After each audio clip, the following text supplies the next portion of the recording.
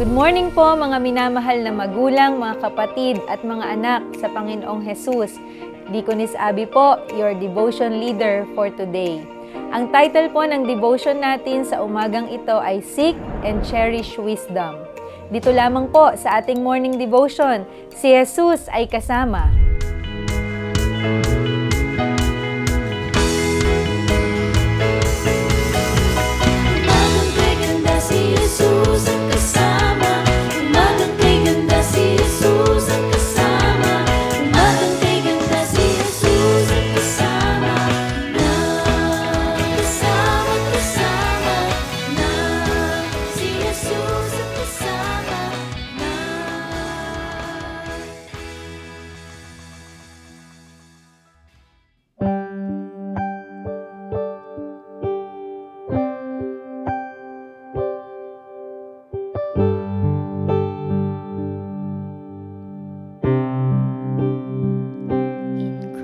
Christ alone will I glory, though I could pride myself in battles won. For I've been blessed beyond measure, and by His strength alone I overcome.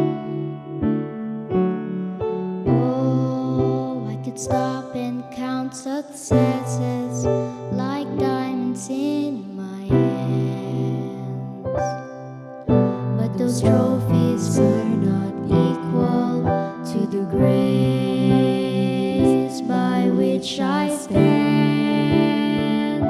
In Christ alone I place my trust and find my glory in the power of the cross. In every victory, let it be said of me, my source of strength, my source of hope is Christ alone. In Christ alone will I glory, for only by His grace I am redeemed. For only His tender mercy could reach beyond my weakness to my need. And now I seek no greater honor than just to know Him more, and to count my gains but losses to the glory of my Lord. In Christ alone I place my trust and find my glory in the power of the cross. In every victory, let it be said of me, my source of strength, my source of hope. In Christ alone I place my trust and find my glory in the power of the cross. In every victory, let it be said of me, my source of strength, my source of hope is Christ alone.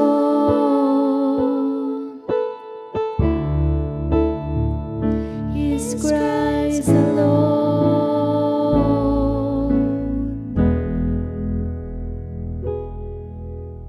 Praise the Lord!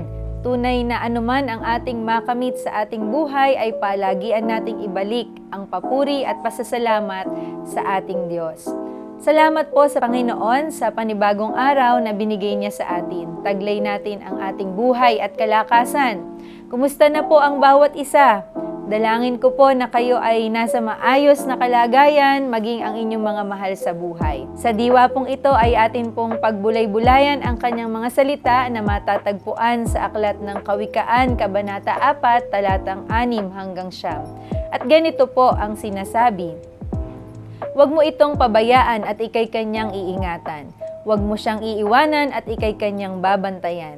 Unahin mo sa lahat, pagtuklas ng karunungan, ito'y pilitin mong mata mo kahit gaano kamahal. Karunungay pahalagahan at ikay kanyang itataas. Bibigyan kang karangalan kapag iyong niyakap. Siya'y korona sa ulo, sakdal ganda anong inam, at putong ng kaluwalhatian sa iyong katauhan. Sa English po, do not forsake wisdom, and she will protect you. Love her, and she will watch over you. The beginning of wisdom is this: get wisdom. Though it cost all you have, get understanding. Cherish her, and she will exalt you. Embrace her, and she will honor you.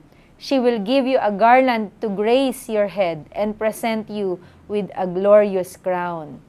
Pinagpala po tayo sa pagkabasa ng kanyang mga salita. Kung minsan po o kadalasan, ang akala ng tao ang pinakamahalagang bagay sa mundo ay ang kayamanan sa daigdig na ito. Subalit sa ating teksto, hinihikayat po tayo na pilitin nating mata mo ang karunungan kahit gaano pa man kamahal. Ang pagmamahal at pagtugis o paghabol natin sa wisdom ay gagantimpalaan. Ito po ay inahilintulad sa isang tiara na simbolo ng karangalan. Sa Hukom, chapter 4, verses 1 to 24, mababasa natin na pinagmalupitan at inapi ang bayang Israel sa loob ng 20 taon.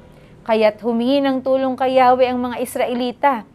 Ibinigay ni Yahweh noong panahong iyon si Deborah na asawa ni Lapidot. Siya ay nagsilbing hukom ng Israel. Nakaugalian na niyang maupo sa ilalim ng puno ng palmera sa kaburulan ng Ephraim, sa pagitan ng Rama at Bethel. Pinupuntahan siya rito ng mga tao upang magpasya sa kanilang mga usapin. Isang araw, ipinatawag niya si Barak, na anak ni Abinoam na taga Kades, mula sa lipi ni Neftali. Sinabi niya rito, ipinag-uutos sa iyo ni Yahweh, ang Diyos ng Israel, na pumili ka ng 10,000 kawal mula sa lipi ni Neftali at Zebulun. Isama mo sila sa bundok ng Tabor. Lalabanan niyo siya sa may ilog Kison, ang pangkat ni Sisera, ang pinuno ng hukbo ni Jabin. Ngunit pagtatagumpayin kita laban sa kanya. Sumagot si Barak, pupunta ako kung kasama ka. Ngunit kung hindi ka sasama, hindi ako pupunta. Sinabi ni Deborah, kung gayon, sasama ako. Ngunit wala kang makukuhang karangalan sapagkat si Sisera ay ibibigay ni Yahweh sa kamay ng isang babae. Sumama nga si Deborah kay Barak, nanawagan si Barak sa lipi ni Neftali at Zebulun, at 10,000 pong kalalakihan ang sumunod sa kanya. Sumama rin po sa kanya si Deborah, katulad ng kanyang kahilingan. May nakapagsabi kay Sisera na si Barak ay pumunta sa bundok Tabor, kaya tinipon niya ang kanyang 900 karwaheng bakal at ang lahat ng kanyang kawal mula sa Haroset Haguyim patungo sa ilog Kison. Sinabi po ni Deborah kay Barak, lusob! Ngayon ang araw na itinakda ni Yahweh upang gapiin mo si Sisera. Pangungunahan ka ni Yahweh. Pumunta nga sa bundok Tabor si Barak at ang 10,000 kawal niya. Nang sumalakay na sina Barak, nilito ni Yahweh sina Sisera. Nagkanya-kanyang takbuhan ang mga kawal nito. Si Sisera naman ay bumaba sa kanyang karwahe at patakbong tumakas. Hinabol ni Barak ang mga karwahe ni Sisera hanggang sa Haroset Haguyim at pinatay nila ang lahat ng mga tauhan nito. Wala po silang itinirang buhay. At sa awit naman ni Deborah at Barak sa Hukom, chapter 5, mababasa natin na si Deborah ay tumayong isang ina ng Israel ng kanyang kapanahunan. At sa bandang huli makikita natin, nagkaroon ng kapayapaan sa lupain sa loob ng 40 taon. Marami pong ginampan ng role si Deborah. Isang asawa, isang hukom, isang prophet, iginagalang sa bayan, isang leader sa pagsamba at sa pagsunod sa Diyos. Nangungusap ang Diyos sa kanya at kanyang ibinabahagi ang salita ng Diyos sa iba. Hindi siya maramot sa panahon. Siya ay madaling lapitan upang hingan ng payo sa mga bagay na mahahalagang dapat pagpasyahan. Inequip po siya ng ating Diyos upang magamit sa tungkuling iniatang sa Kanya. Kilala siya sa kanyang pananampalataya sa Diyos na makikita sa kanyang kilos, kung paanong buong tapang niyang hinarap ang mga umaapi sa bayang pinili ng Diyos. Hindi po siya natakot. Tayo rin po ay tinawag at pinili ng Diyos upang maging torchbearers, partners in faith formation and discipleship sa henerasyong nababalot ng maraming katuroang nagkalat na nagdidikta na ang lahat ay tama. Tandaan po natin, may karunungang mula sa Diyos at karunungang mula sa mundo, sabi ng Santiago chapter 3, verses 13 to 17. Sino sa inyo ang marunong at nakakaunawa, ipakita niya ito sa pamamagitan ng wastong pamumuhay na bunga ng kapakumbabaan at karunungan. Ngunit kung naghahari sa inyong puso ay inggit at makasariling hangarin, huwag ninyo iyang ipagmalaki at huwag ninyong ikaila ang katotohanan.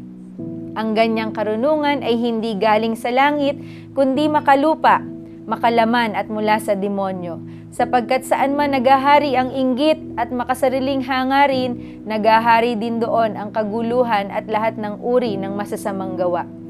Ngunit ang karunungang mula sa langit, una sa lahat ay malinis, mapayapa, maamo, mapagbigay, puno ng awa, masaganang namumunga ng mabubuting gawa, hindi nagtatangi at hindi nagkukunwari. Very obvious po if a person possessed godly wisdom. Kasi nakikita sa kung paano tayo mamuhay. Sabi nga, malinis, payapa, maamo, mapagbigay, puno ng awa, masaganang namumunga ng mabubuting gawa. Hindi nagtatangi at hindi po nagkukunwari. Check po natin ang ating mga sarili. Godly wisdom po ba ang meron tayo?